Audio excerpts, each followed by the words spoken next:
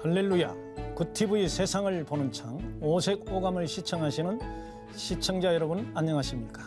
저는 국제전임목회 상담연구원장 김온유 목사입니다. 오늘은 우리 기독교인들이 우울증이 많습니다. 실제적으로 제가 알고 있는 뭐 신경과나 정신과에 가서 우울증 환자들을 한번 보고 그리고 통계를 보면 기독교인들이 50%가 넘습니다. 예수 믿는 사람도 어떻게 우울증에 걸릴 수 있느냐고 말하지만 현실입니다. 우울장애와 우울증은 다릅니다. 우울감과 또 우울증은 다릅니다. 우울증은 말 그대로 우울 증세가 신경증적으로 와서 질병이 된 것입니다. 우울증은 마치 감기와 같아서 아무것도 아닙니다. 그러나 치료되지 않으면 정신질환에 걸릴 확률이 많습니다. 다른 것으로 또 증폭될 확률도 많습니다.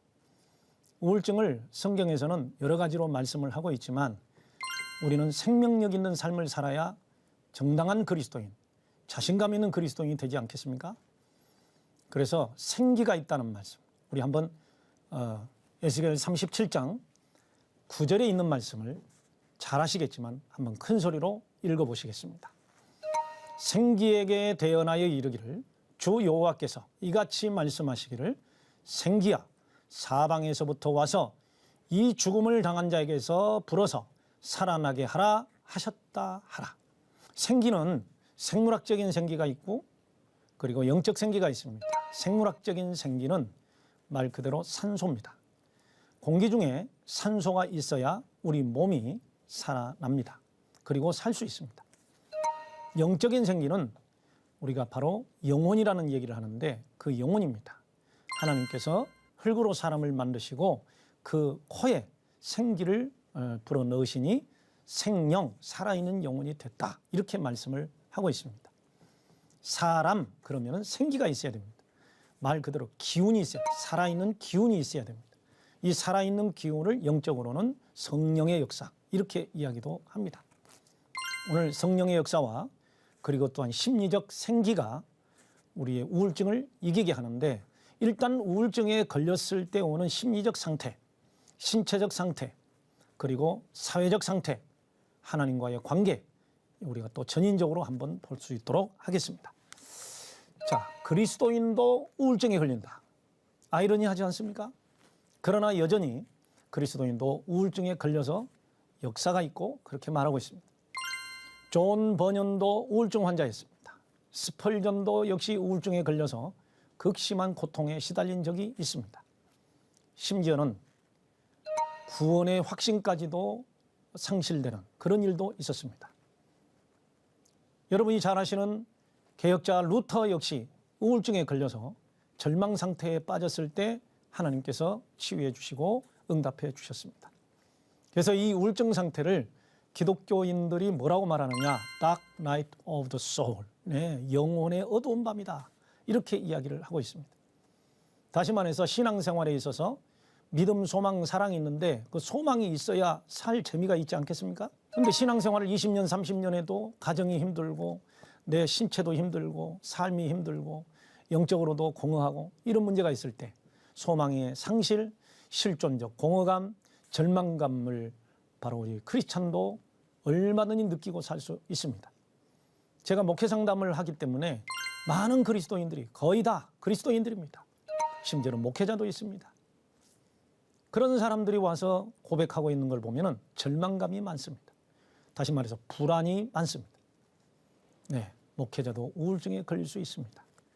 인정해 주셔야 됩니다. 신체적 건강만을 위해서 기도하지 말고 우리 목회자들 뿐만 아니라 모든 성도들의 삶의 건강을 위해서도 우리는 기도해야 할 것입니다. 자, 그러면 성경 속의 인물을 보면은 우울증이 있는데 자, 성경 속에 우울증에 걸린 사람들의 특성을 보면 욥의 우울증을 볼 수가 있습니다. 욥 하면은 고난의 대명사 아닙니까? 고통의 대명사. 그래서 욥의 우울증을 보면 극단적인 슬픔이 있습니다. 여기서 극단적 슬픔이라는 것은 더 이상 슬퍼할 수 없는, 더 이상 슬픔이 많을 수 없는 극적인 상황, 죽음에 직면한 슬픔입니다. 그리고 두 번째로는 죽음의 욕구가 있습니다. 우리는 이 죽음의 욕구를 자살 충동이라고 말을 하지만 욥은 자살 충동이라기보다는 내가 태어난 것이 큰 고통이었다. 이렇게 고백을 하는 거죠. 그리고 수면 곤란이 있습니다. 우울증 환자들의 특징은 불면증이 있을 수도 있고, 그리고 또한 기면증이 있을 수도 있고, 그리고 아예 불면 장애, 수면 장애가 있을 수도 있고, 어떤 경우는 몽유병처럼 그렇게 나타나는 수면 곤란이 있을 수도 있습니다. 그리고 늘 인생을 비관합니다. 우울증 환자는 무기력에 빠져 있습니다.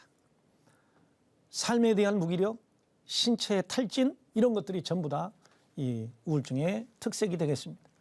그리고 우울증 환자들이나 정신질환자들의 모습을 보면 자존감이 심히 낮습니다. 그래서 부정적 자아상을 가진 사람들의 특징은 자존감이 낮다, 열등감이 있다, 수치심이 있다, 이런 것들이거든요. 그래서 부정적 자아상이 심각해서 우울증에 걸린 경우가 많습니다. 그리고 신체적 증상이 나타나는데 그 신체적 증상이 질병으로 인한 우울증이냐, 이거는 아니고 우울증 때문에 오는 신체적 증상들이 바로 이제 욥기서에 보면 기록이 되어 있어요. 예, 그 외에 모세도 어떻게 보면 40년간 좌절과 두려움과 외로움으로 우울 상태에서 40년을 지냈다고 볼 수 있는 거죠.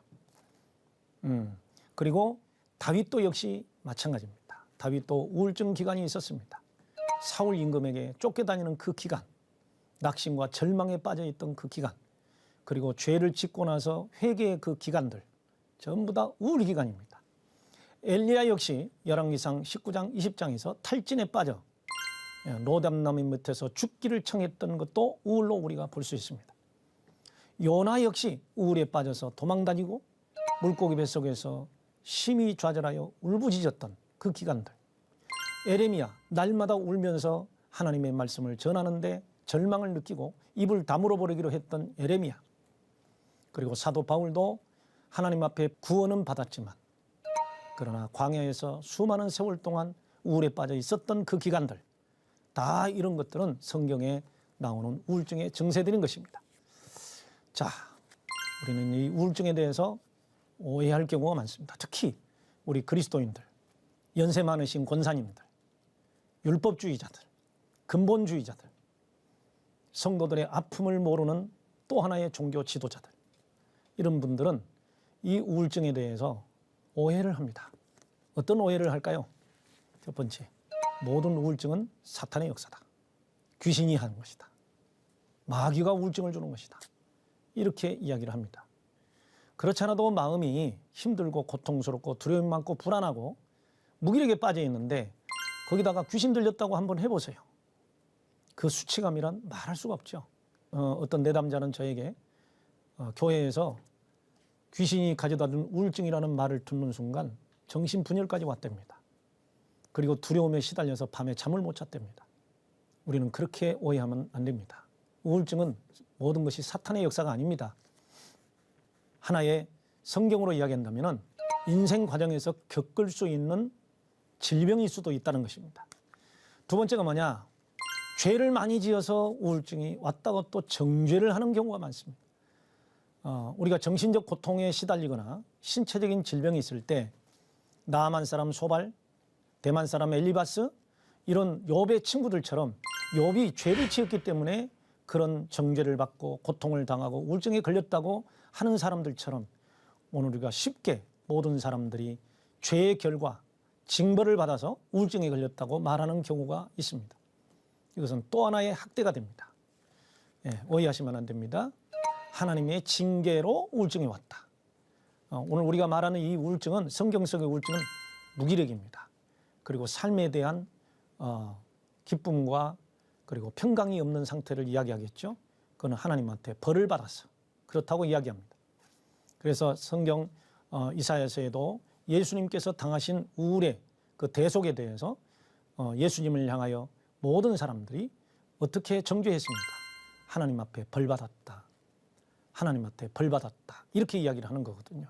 그 다음에 믿음이 부족하니까 우울증에 걸린다라고 그렇게 정죄할 수가 있습니다. 어떤 권사님은 저에게 와서 우울증이 왔다고 그래서 저는 항상 물어보거든요. 우울증이라는 진단을 받으셨습니까? 네.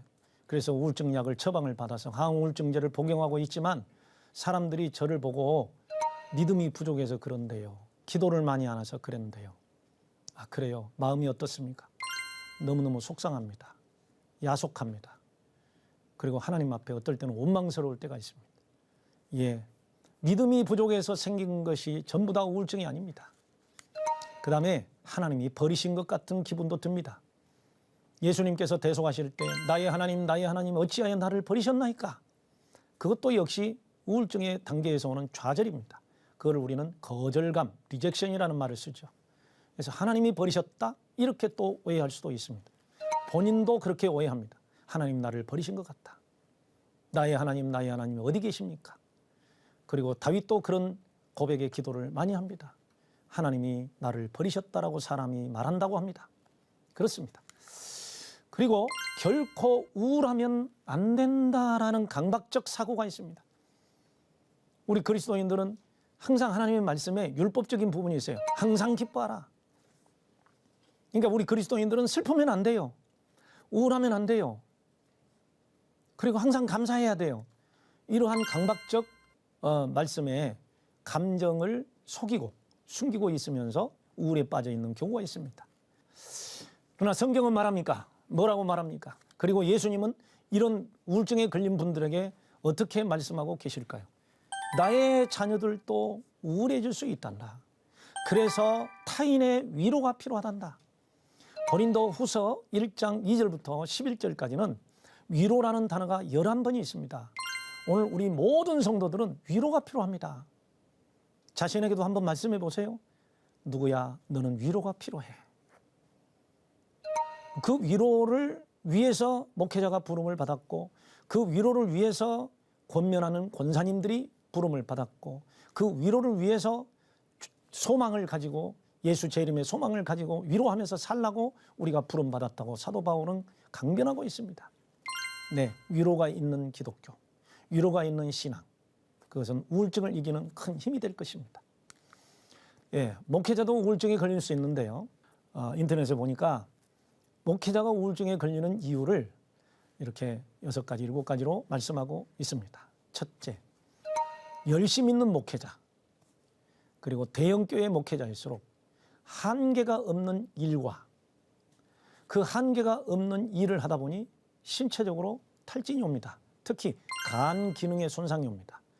불규칙적인 식사, 불규칙적인 수면, 이것 때문에 간 기능이 망가질 때가 옵니다.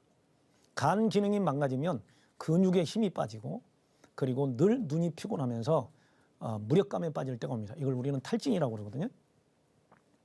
그 다음에 목회를 너무 열심히 하고 하다 보면 완벽주의적인 성격의 소유자가 될 수 있습니다. 완벽주의라는 건 뭐냐? 강박성 완벽주의가 있는데 그 강박성 완벽주의는 반드시 완벽해야만 해. 그러나 나는 완벽할 수가 없어. 그래서 나는 지금 불안해. 이런 뜻입니다. 그래서 밤에 잠을 못 잡니다. 어떤 일을 시작해 놓고 완벽하지 않을까 봐 걱정합니다. 일이 잘 되고 있음에도 불구하고 잘못될까 봐 불안합니다. 이런 것들이 완벽주의입니다.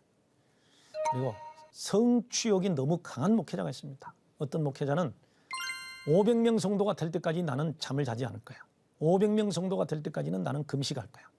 500명 성도가 있을 때까지는 나는 가정에 돌아가지 않을 거야. 그랬는데 몇 년이 지나서 그 목회자는 우울증에 빠지게 됐고 신체적 질병에 시달리게 됐고 가정이 힘들게 됐습니다.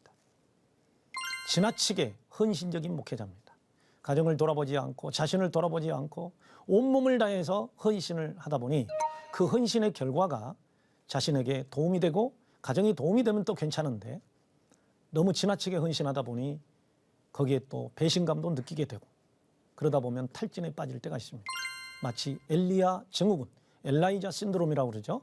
엘리야 증후군처럼 열심을 다했지만 모든 사람이 나를 떠나고 혼자 남았을 때 오는 그 고독감, 이것이 곧 우울증으로 연결될 경우가 많습니다. 제가 목회자 사모 세미나를 오랜 동안 인도해 왔었는데 목회자 사모님들의 문제가 바로 이 동반 스트레스를 같이 받고 우울에 빠진 경우가 너무 많습니다. 실제적으로 신경정신과에 가서 우울증에 걸린 여성들을 보고 의사들은 벌써 판단하고 있습니다. 혹시 사모님 아니십니까? 그 정도로 목회자의 우울증이 지금 심각합니다. 배우자의 기대감, 네, 목사님, 사모님이 목회자에 대한 기대감, 교회가 우리 목사님은 이런 분이야 라고 하는 큰 무거운 짐을 양 어깨에 지고 있을 때 목회자는 전인적으로 무거운 짐을 지고 우울에 빠질 경우가 많습니다. 자, 그 다음으로 넘어갑니다. 우울증의 종류가 있어요. 크게 나누자면 반응성 우울증이 있고 내인성 우울증이 있어요. 이 반응성이라는 말은 외부적인 환경에서 주어진 외상으로 인한 우울증입니다. 외상 트라우마라고 말씀드렸죠. 그래서 외부적 환경에 의하여 발생돼서 이거는 어떤 외부적인 환경에 의하기 때문에 사람을 의존하는 의존성, 디펜던스라는 말을 쓰죠.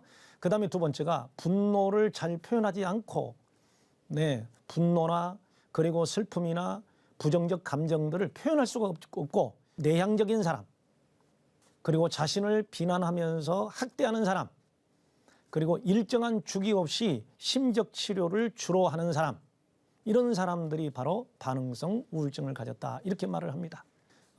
가장 많은 반응성 우울증의 강도가 100%라고 한다면 100%의 우울증적 사고방식이 뭐냐? 바로 가족이 사망했을 때, 특히 가장 사랑하는 정서적인 의존 대상이 사망했을 때 100%의 우울증을 가져오게 됩니다.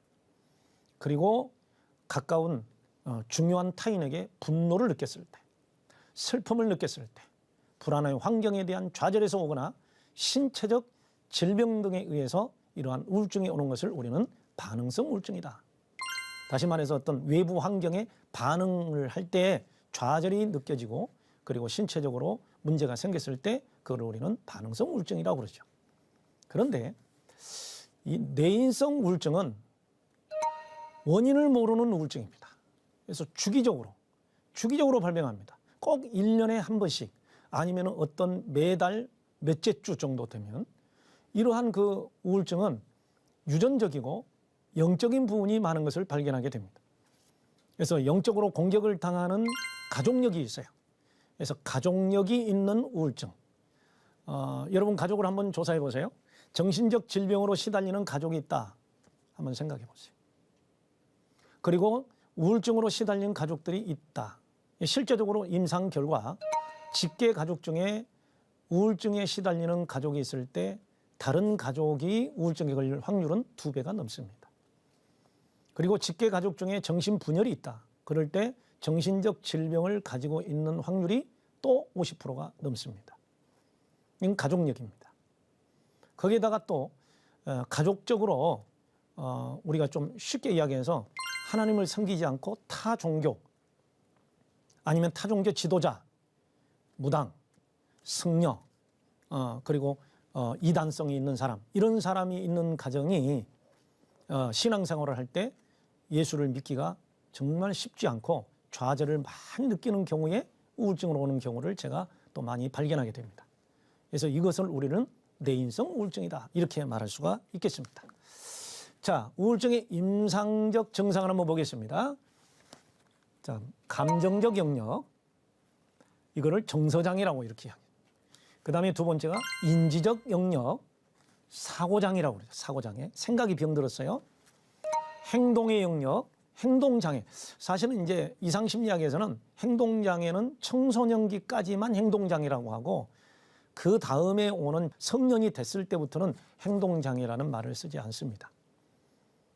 그런데 행동의 영역에서는 무관심, 말더듬, 흥미가 감퇴되고 무기력하고 자살을 흉내내고 사회적 고립이 되고 자극이 있을 때 반응이 없고, 아까 그 자살 흉내를 낸다 이런 경우 같은 경우는 인격장애에서 경계선 인격장애라고 합니다. 감정 기복이 너무 심하죠. 그래서 감정 기복이 너무 심한 상태를 우리는 또 조울증이라고도 하는데 사실은 조울증도 하나의 우울증으로 들어가게 돼 있습니다. 양극성 장애라고 하니까. 이제 마지막으로 생적 영역에서는 피로감, 식욕 상실, 체중감, 변비, 불면증, 기면증, 무관심, 그리고 위장 장애 등을 나타내고 있습니다. 자, 그러면 여러분, 깊은 슬픔의 부정적인 삶, 다시 말해서 우울증의 부정적인 삶을 이렇게 정리할 수 있겠죠. 첫째가 의욕을 상실한다.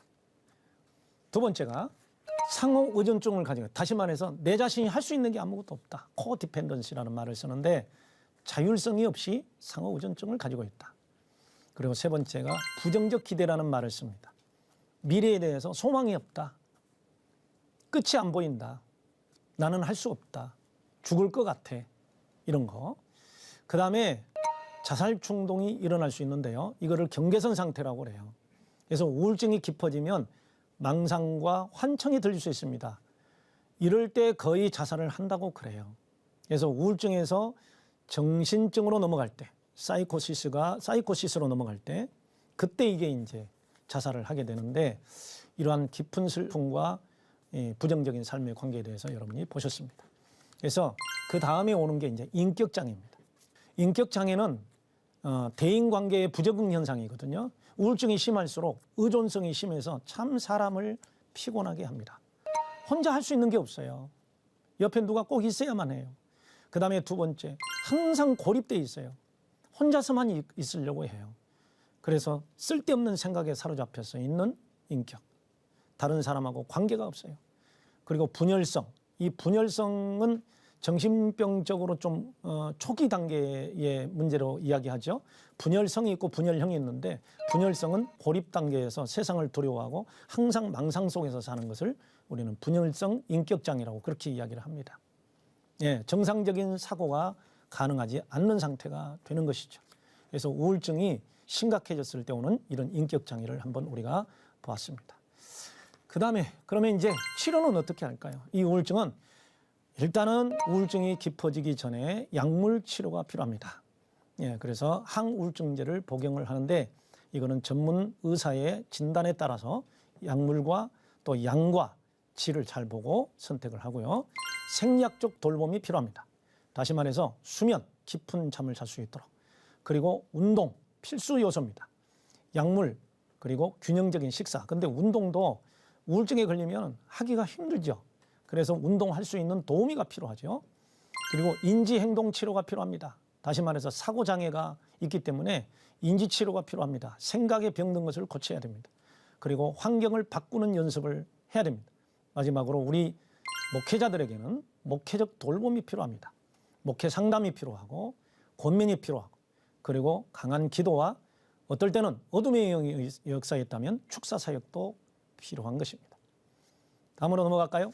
자, 그러면 마지막으로 상담과 결론을 내자면, 우리는 누구든지 자신도 우울증에 걸릴 수 있다고 인정하고 넘어가야 됩니다. 우리는 연약하기 때문에 그렇죠. 두 번째로 우리가 치유한다는 것은 자존감을 회복시키는 것입니다. 그래서 하나님의 그 구원과 사랑에 대한 확신, 감사를 가질 수 있도록 자존감을 회복시키고, 세 번째로는 동정심으로 대해야 됩니다. 모든 사람은 불쌍한 사람이고 연약한 사람이고 뭐가 필요하다? 위로가 필요하다. 이렇게 우리는 알고 대해야 됩니다. 가혹한 말과 율법 언어를 절대로 피해야 됩니다. 할 수 없어서 못하는 것입니다. 왜 못하냐고 물어보면 안 됩니다. 거기에 대해서 우리는 항상 위로하는 말, 공감하는 말을 자주 써야 되고요. 그 다음에 희망을 주는 말을 해야 됩니다. 하나님께서 반드시 하실 것이다. 그리고 잘 될 수 있을 거야. 그리고 고통이 현실임을 늘 공감해 줘야 됩니다. 그렇구나. 많이 힘들었군요. 많이 화가 나죠. 화가 났군요. 이렇게 하면서 공감을 해주고 코칭을 해줘야 됩니다. 마지막으로 감정 표현을 하게 하는 것이 굉장히 좋습니다. 그래서 상담 언어에서 절대적으로 필요한 것은 우리 가족들이나 우리 교우들이나 누구에게든지 지금 감정이 어떻습니까? 지금 기분이 어떻습니까? 아, 그렇군요. 이런 어떤 언어에 있어서 위로해주는 말을 해줄 때 그 사람은 우울증에서 벗어날 수 있습니다. 자, 우울에 대한 고백의 기도가 있습니다. 내 영혼이 낭망이 되나이다. 성경에도 나오기 때문에 이 성경 구절을 이용해서 기도하면 됩니다. 내 영혼이 낭망이 되나이다. 여호와여 내 생명을 취하시옵소서. 죽는 것이 사는 것보다 낫습니다. 내 마음이 심히 고민하여 죽게 되었습니다. 이런 기도를 할 수 있었는지, 이런 감정 표현을 기도를 했는지 한번 생각해 보시고, 마지막으로 이렇게 성경에 보면 성경 속에 우울 증상이 있어요. 예수님께서 우리의 우울증을 대속해 주셨답니다. 어떻게 대속해 주셨을까요? 시편 22편에 보면은 예수님께서 십자가상에서 고통당하신 것을 그대로 표현한 것이 있어요. 응? 나의 하나님이여 나의 하나님이여 어찌하여 나를 버리셨나이까. 거절감, 소외감, 수면장애, 그리고 열등감, 수치감, 무력감, 체중 감소, 절망감, 또 죽음에 대한 절망, 이런 것들을 전부 표현했습니다. 시편 기자 다윗이 예수님께서 당하실 것을 미리서 다 예언한 우울증의 대속의 기도를 하였습니다. 그래서 거기에서 벗어난 것이고 하나님께서 다윗을 사랑하신 것이죠. 네, 우리는 우리가 힘들고 고통스러운 것을 숨기지 마시고 하나님 앞에 기도해야 됩니다. 자, 그 기도 이렇게 하시면 우울증 치료가 많이 되는 것을 제가 경험했습니다. 주여, 제가 연약하기에 우울증에 시달리고 있음을 고백합니다. 예, 자신의 연약성을 고백하는 겁니다.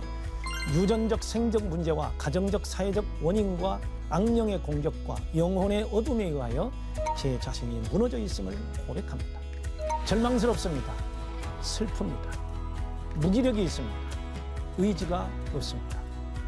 죽고 싶습니다. 재미가 없습니다. 저는 쓸모없는 존재입니다. 외롭습니다. 이제 예수님의 보혈을 의지합니다. 저를 고치소서. 하나님의 말씀으로 세상을 이해하고 바라보는 마음의 창이 여러분 안에 열리기를 소망하며 이 시간 마치겠습니다. 감사합니다.